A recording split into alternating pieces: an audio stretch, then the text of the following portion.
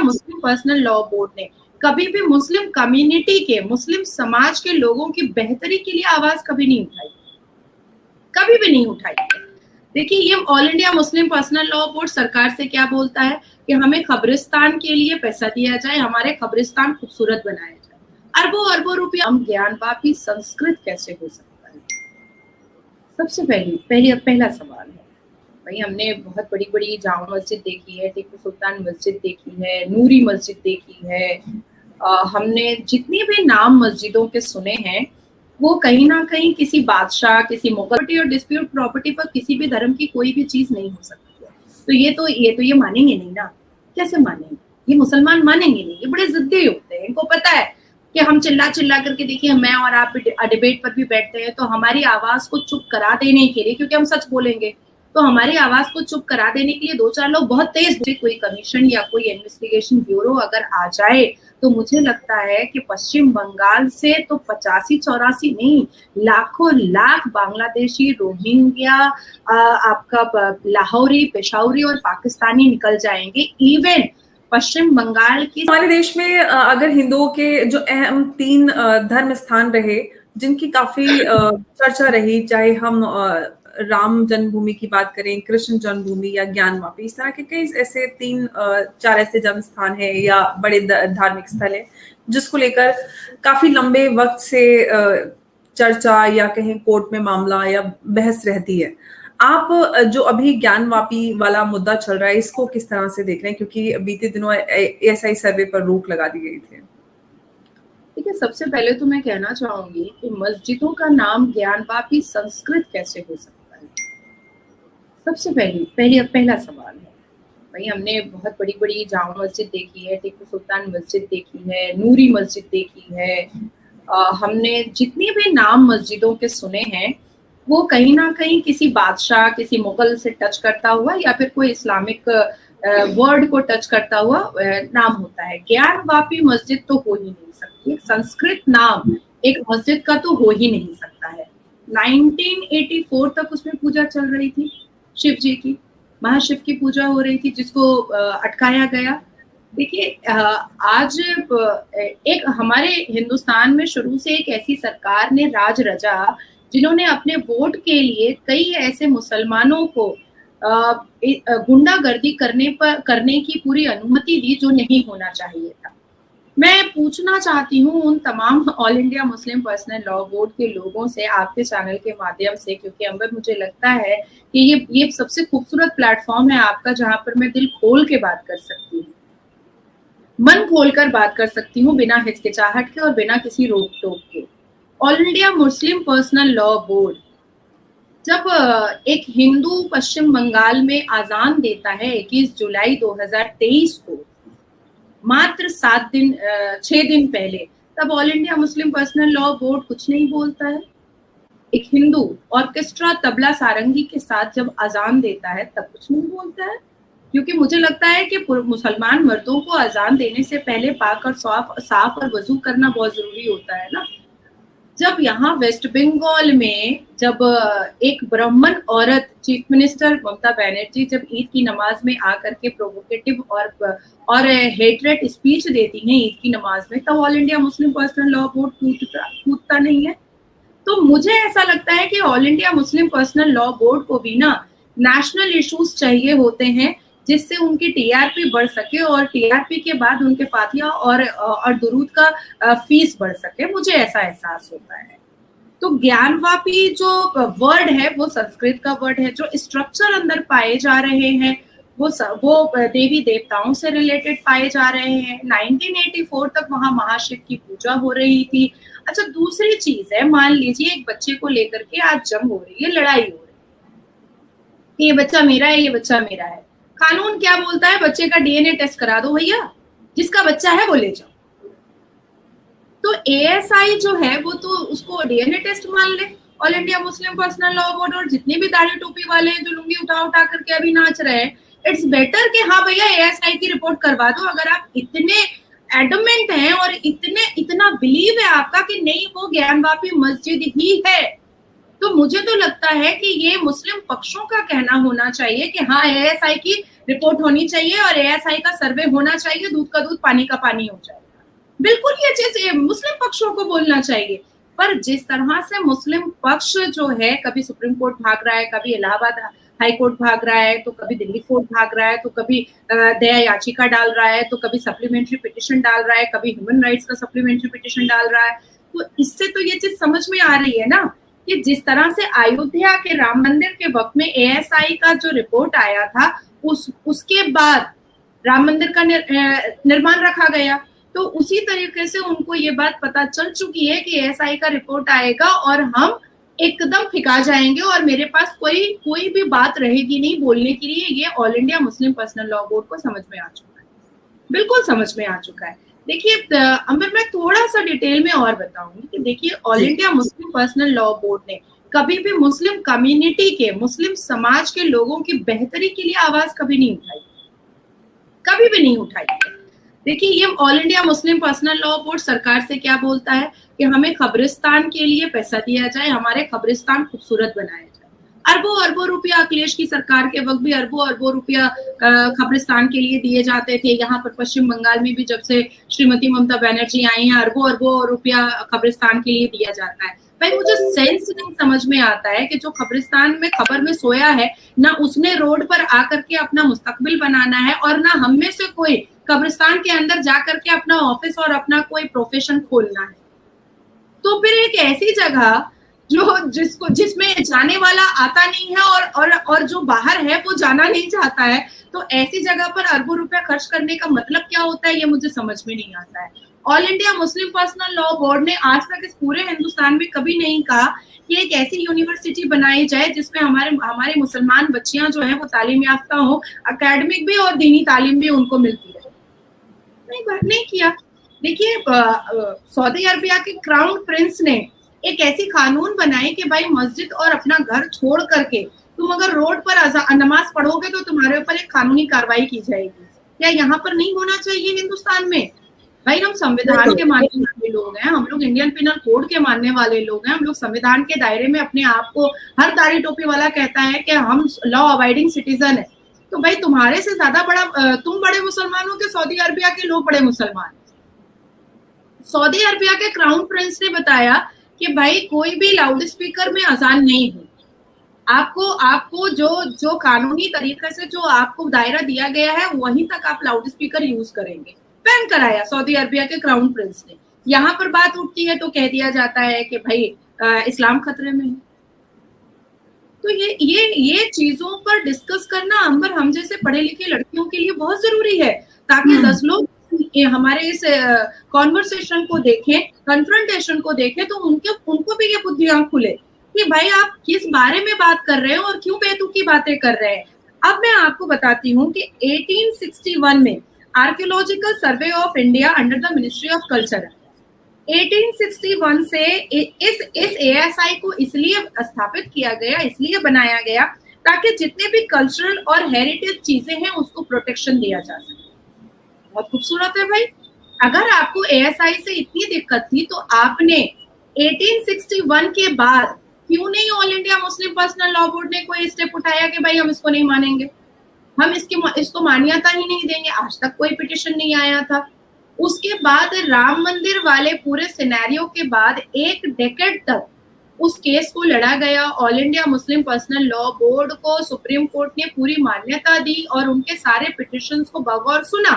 Chief justice के bench ने कई बार कॉन्स्टिट्यूशन बेंच पर गया, कई बार चीफ जस्टिस बेंच पर आया, कभी थर्ड बेंच पर गया, लेकिन बगौर हर एक बेंच ने राम मंदिर वाले अयोध्या मैटर को सुना था और तब जाकर के वर्डिक्ट आया। फिर आज मुसलमान जो खुद को न्यूज चैनल पर बैठकर कहते हैं कि नहीं हम हिंदुस्तान के नागरिक हैं और हम लॉ अबाइडिंग सिटीजन है, वो ब्लैक डे क्यों मनाते हैं? उसकी वजह बता दें मुझे। फिर अगर या तो आप संविधान मान लीजिए और या तो फिर ये नौटंकी बंद कर दीजिए, दो में से कोई एक काम तो आपको करना पड़ेगा। जी आप पहले बोल लीजिए, फिर मैं एक सवाल रखूंगी आपके सामने। जी अब आती है बात कि ये जो जितने भी मुसलमान के ठेकेदार बने हैं, ये अपने अपने जगह पर अपनी अपनी सुविधा के हिसाब से संविधान और इंडियन पेनल कोड मानते हैं और अपनी अपनी सुविधा के हिसाब से फिर शरिया लॉ पर कूद जाते हैं। भाई अगर आपको वाकई में इस्लाम से और शरिया से इतनी मोहब्बत है तो जितने मुसलमान बलात्कारी हिंदुस्तान की जेल में हैं और जो रेमिशन ग्राउंड में बाहर आए हैं उनको शरिया के हिसाब से सजा दे दीजिए, चलिए दीजिए, मैं मान लूंगी। एक पीआईएल फाइल कीजिए सुप्रीम कोर्ट में, all India Muslim personal law board और जितने भी मुसलमान के ठेकेदार है वो पीआईएल फाइल करें कि भाई हम मुसलमान हम बिस्मिल्लाह करेंगे कि मुसलमान बलात्कारियों को हम शरिया के हिसाब से हम सजा देंगे। तब तो कहते हैं कि कानून फैसला करेगा, कानून तय करेगा, क्योंकि उनको पता है कि कहीं ना कहीं बेल की संभावना तो हो ही जाती है। जी। अच्छा नाज़िया, एक सवाल मेरा आपसे ये है कि अगर हम संविधान से अलग भी बात करें तो जो कोई भी लिटिगेशन वाली प्रॉपर्टी होती है, झगड़े की, कब्जे की, ऐसे किसी भी जगह पर मस्जिद को हम नहीं बना सकते, वहां पर इबादत नहीं हो सकती। तो उस ग्राउंड पे भी कहीं ना कहीं ये सवाल उठता है कि वॉलंटरली इस जगह पर नमाज को पढ़ना रोक देना चाहिए था, या इस तरह के जितनी भी प्लेसेस थे जिनको ऑक्यूपाई किया गया था उनको खुद से मुसलमानों को छोड़ना चाहिए था। ये एक मोरल रिस्पॉन्सिबिलिटी थी जो मुसलमानों को करना चाहिए था इस देश में। बिल्कुल बिल्कुल सही बात है। मैंने जैसा कि आपको अमर बताया कि 1984 में वहां पर महाशिव की पूजा हो रही थी, ठीक है, बजाफ्ते पूरे तरीके से महाशिव जी की पूजा हो रही थी। अब आता है कि 1985 जो है उसके बाद वर्शिप एक्ट आया 1991, ठीक है। इंक्रोचमेंट ऑफ प्रॉपर्टी और डिस्प्यूट प्रॉपर्टी पर किसी भी धर्म की कोई भी चीज नहीं हो सकती है। तो ये मानेंगे नहीं ना, कैसे मानेंगे? ये मुसलमान मानेंगे नहीं, ये बड़े जिद्दी होते हैं। इनको पता है कि हम चिल्ला चिल्ला करके, देखिए मैं और आप डिबेट पर भी बैठते हैं तो हमारी आवाज को चुप करा देने के लिए, क्योंकि हम सच बोलेंगे, तो हमारी आवाज को चुप करा देने के लिए दो चार लोग बहुत तेज बोलते हैं, कंटिन्यूड बोलते रहते हैं ताकि हम चुप हो जाए। वो तो हम लोग स्टबर्न है कि हम लोग चुप नहीं होते। तो इस्लाम भी यही कहता है कि अगर कोई जगह जो है वो डिस्प्यूटेड है तो उस पर हम नमाज नहीं पढ़ सकते। तो आप ना इस्लाम मान रहे हैं, ना आप कुरान मान रहे हैं, ना आप अपनी लिखी हुई, खुद की लिखी हुई दो चार जो लोगों ने जो लिख दिया है हदीस, ना उसको मान रहे हैं और ना संविधान मानने को तैयार है।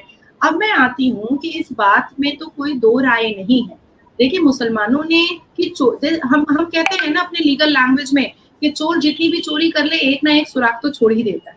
तो उसी तरीके से ये मुसलमानों ने अपने बात को ही कॉन्ट्राडिक्टरी कर दिया है। आप इस्लामिक हिस्ट्री उठा लीजिए, आप जितने भी उर्दू स्कूल में हिस्ट्री की किताब है आप उसमें उठाइए, जिसमें ये साफ लफ्जों में लिखा हुआ है कि औरंगजेब ने 46,000 हिंदुओं को एक साथ एक तलवार से मारा था और उसने बेइंतहा अनकाउंटेबल औरंगजेब ने हिंदुओं के घरों की लूटपाट की थी। और उसका जो वजीर हुआ करता था वो दूसरे घोड़े पर एक संदूक लेकर के घूमता था और जिस हिंदू के घरों को लूटपाट करता था उसका सोना चांदी जेवर वो उस संदूक में लेकर के रिटर्न आ जाता था। ये सारे उर्दू स्कूल के हिस्ट्री की किताब में है, ये इस्लामिक हिस्ट्री में है। तब इनको क्या लगा कि हम बहुत बड़ी बात बता रहे हैं अपने मुगल बादशाह के, हम औरंगजेब की तारीफ कर रहे हैं कि वो कितना ताकतवर था कि उसने एक ही तलवार से 46,000 हिंदुओं का सर खलम कर दिया। उनको ये नहीं पता था कि आने वाले वक्त में कुछ ऐसे एडुकेटेड और काबिल लोग आएंगे जो ये पूछेंगे कि कत्ल करने का मतलब मर्डर होता है और लूट करने का मतलब डकैती होती है और कब्जा करने का मतलब इंक्रोचमेंट ऑफ प्रॉपर्टी होती है, जो औरंगजेब ने वाकई में किया है। तो ज्ञानवापी जो है ये उसी का औरंगजेब का लूटा पाटा हुआ है।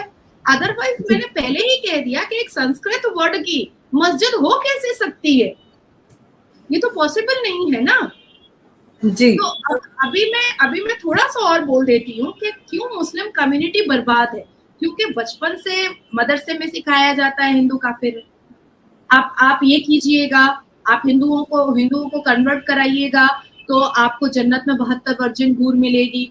उसके बाद फिर हम जब एकेडमिक क्वालिफिकेशन के लिए उर्दू स्कूल में पढ़ने के लिए जाते हैं तो वहां पर हिस्ट्री में पढ़ाया जाता है नवाब वाजिद अली शाह की 365 बीवी थी, तो अकबर और बाबर की जो अनारकली थी, तो शाहजहां ने ताजमहल बना दिया। भैया शाहजहां ने मुमताज के लिए ताजमहल बनाया और उसी शाहजहां ने मुमताज की छोटी बहन और बड़ी बहन से भी निकाह रचाया। तो जो इतिहास हिस्ट्री अपने खुद का बादशाहों की अय्याशी का, मुगल बादशाहों की अय्याशी का खुद का पोल पट्टा खोल रहा है, उसके लिए आप दूसरे को अलेस्ट कैसे कर सकते हो और दूसरे को आप गुनाहगार कैसे बना सकते हैं? नहीं बना सकते हैं। मैं बार बार कहती हूँ कि सनातन धर्म इसलिए खूबसूरत है क्योंकि हमने द ग्रेट अशोका की हिस्ट्री में पढ़ी। हमने तो नहीं देखा कि उनकी अय्याशी के बारे में बताई गई है। हिंदू सनातन धर्म में देवी और देवियों की पूजा की जाती है, उनके चरणों पे फूल चढ़ाया जाता है। ये बचपन से सनातनी और हिंदुओं को बताया जाता है। तो जाहिर सी बात है ना कि उनकी अपब्रिंगिंग तो वैसे ही हो जाएगी ना। और हमारे मुसलमान में बचपन से बताया जाता है कि 4 शादी सुनना है, हालांकि प्रॉफिट मोहम्मद की 6 बीवियां गई, हिंद नाम था छठी बीवी का। वो आप जहां जहां पर टारगेटेड होते हैं वहां पर आप सच्चाई भी छुपा देते हैं, कुरान की बात भी छुपा देते हैं। तो ये कहां से कितने दिन तक चल पाएगा ये स्ट्रैटेजी, ये डायबोलिक माइंड कितने दिन तक चल पाएगी? चीजें तो खुलकर सामने आएंगी। जी नाज़िया, बस एक और सवाल मेरा आपसे कि आजकल एक मुद्दा और चल रहा है जो कि उत्तर प्रदेश में एक अभियान उत्तर प्रदेश पुलिस के द्वारा, और उस अभियान के तहत 74 से भी ज्यादा रोहिंग्या मुसलमान पकड़े गए हैं जो अवैध रूप से उत्तर प्रदेश में रह रहे थे। और ये अभियान अगर हम बात करें तो मेरठ, सहारनपुर, गाजियाबाद और यूपी के अलग अलग शहरों में चलाया गया। और दावा ये है कि कई हजार इस तरह के लोग छुपे हुए जो अवैध घुसपैठ करके उत्तर प्रदेश में रहे। हालांकि वेस्ट बंगाल में भी रोहिंग्या मुसलमानों जो अवैध रूप से रहते हैं उनका एक बड़ा अच्छी खासी पॉपुलेशन है जो वहां पर मौजूद है। दिल्ली, इनफैक्ट कश्मीर, देश के कई सारे राज्यों में ये अवैध रूप से हैं। आप इसको किस तरह से देख रहे हैं, क्योंकि आप वेस्ट बंगाल से आती हैं, और इस पूरे मामले पे क्या आपका पूरा टेक है? देखिए, अब 1.5 साल जैसे ही एनआरसी और सीए की बात हुई थी और 311 मेंबर ऑफ पार्लियामेंट के वोटिंग पर सीएए को लागू किया गया था, तो उसके बाद से लेकर के पौना 2 साल तक वेस्ट बंगाल में एनआरसी और सीए के अगेंस्ट में पूरा कैंप चला था। अभी भी ये क्वेश्चन मार्क है और डाउटफुल है कि ये 1.5 साल जो कैंप चलाया गया है पूरे वेस्ट बंगाल में, इसकी फंडिंग कहाँ से आई, इसको फंड किसने किया है? 10 लोगों को लेकर के 5 दिन कैंप चलाना मुंह की बात नहीं होती है। यहाँ पर लाखों लोगों को लेकर के पश्चिम बंगाल में एनआरसी और सीए का कैंप चलाया गया है। और जिस नेता ने चलाया है, जावेद अहमद खान ने, उनके सिटीजनशिप खुद डाउटफुल है, बिल्कुल डाउटफुल है। दूसरी बात मैं कहती हूँ कि जिस तृणमूल कांग्रेस के मंत्री जावेद अहमद खान ने इस एनआरसी और सीए का कैंप सबसे ज्यादा 1.5 साल पौना 2 साल चलाया, उनके कई नजदीकी लोग हर रोज नेपाल बॉर्डर और ऐसी जगहों पर आना जाना करते रहते हैं। तो ये भी क्वेश्चन मार्क है, क्योंकि अभी सीमा गुलाम हैदर भी नेपाल बॉर्डर से आई। तो आपने जो अभी यूपी की बात कही है, 75 से उसका आंकड़ा 84 पर हो गया है। ये अभी मैं 1 घंटे पहले का डिटेल आपको दे रही हूँ। तो 84 लोग अरेस्ट हो चुके हैं। और देखिए इनकी हटगर्मी देखिए कि गुज्जी झोपड़ी से उठ करके इन्होंने पक्के मकान भी बनाने स्टार्ट कर दिए थे। और जैसे ही बिल्कुल आइडेंटिटी प्रूफ मांगा गया तब इनका टाई फुस हो गया। तो उसी तरीके से अगर सेंट्रल की तरफ से कोई कमीशन या कोई इन्वेस्टिगेशन ब्यूरो अगर आ जाए तो मुझे लगता है कि पश्चिम बंगाल से तो 85-84 नहीं, लाखों लाख बांग्लादेशी, रोहिंग्या, आपका लाहौरी, पेशावरी और पाकिस्तानी निकल जाएंगे। इवन पश्चिम बंगाल की ममता सरकार के अंदर से कुछ नेता हैं जो बांग्लादेशी और पाकिस्तानी और लाहौरी निकल जाएंगे। हम देखिए, ये वही ममता बनर्जी हैं अंबर, जिन्होंने पार्लियामेंट के अंदर स्पीकर के मुंह पर पेपर फेंक करके मारा था कि एनआरसी करो, क्योंकि लेफ्ट फ्रंट ने बहुत सारे रोहिंग्या और बांग्लादेशी मुसलमानों को अपना वोटर बना दिया है। एनआरसी होने से वो सब के सब निकलेंगे, तभी हम लोग इलेक्शन को फेयर समझेंगे। ये श्रीमती ममता बनर्जी का बयान था और पार्लियामेंट के अंदर था। और आज वही श्रीमती ममता बनर्जी एनआरसी और सीए की विरोधिता ईद की नमाज के मंच से करती है, ईद की नमाज के दिन करती हैं, ईद की नमाज के वक्त करती हैं। और उनके मुसलमान नेता मंत्री पौना 2-2 साल एनआरसी और सीए की विरोधिता पे कैंप करते हैं। तो मुझे लगता है कि जिस तरीके से योगी सरकार के द्वारा इतना खूबसूरत एक कार्रवाई, एक कानूनी कार्रवाई चल रही है, क्योंकि यहाँ पर चीफ मिनिस्टर ऐसी नहीं है, इसलिए इतनी लॉ को इतना कानून को नहीं मानती हैं, तो इसलिए सेंट्रल को इस चीज पर एक्टिव होना चाहिए और इमीडिएट एक जांच कमेटी को बिठा करके बना करके यहाँ पर तकरीबन 100 लोगों की जांच कमेटी भेजनी चाहिए, ताकि पश्चिम बंगाल में जितने भी रोहिंग्या मुसलमान, बांग्लादेशी, पाकिस्तानी, लाहौरी मुसलमान हैं, उनको उनका बिल्कुल भी हिजाब जो है वो चेहरे से, मुख से हट जाए और लोगों को सत्य समझ में आए। बिल्कुल नाज़िया, आपने एकदम सही कहा है, क्योंकि अगर हम अवैध घुसपैठियों की बात करें तो ये भारत की सुरक्षा के लिए एक बड़ा खतरा है और देश के कई राज्यों में इनकी बड़ी संख्या पाई जाती है, जिसमें से वेस्ट बंगाल है, कश्मीर है, उत्तर प्रदेश, या फिर हम उत्तराखंड की बात करें, झारखंड, बहुत सारे ऐसे स्टेट हैं, यहाँ तक कि हम नॉर्थ ईस्ट में भी इस तरह के लोगों की घुसपैठ अवैध तरीके से देखते हैं, जो भारत के लिए एक बड़ा मसला बना हुआ है। हालांकि वो बात अलग है कि बहुत सारे लोग इसको कहते हैं कि इंसानियत के नाते इनको शरण देनी चाहिए, लेकिन इतने बड़ी मात्रा में लोग आकर इस देश में रहने लग जाते हैं, आपराधिक कृत्य करते हैं, और किस तरह से वो किस तरह के देश विरोधी ताकतों से जुड़े हैं, ये भी एक बड़ा सवाल है। और आने वाले समय में जिस तरह से अभी उत्तर प्रदेश सरकार ने कार्रवाई की है, उम्मीद करते हैं केंद्र सरकार की तरफ से भी कोई ठोस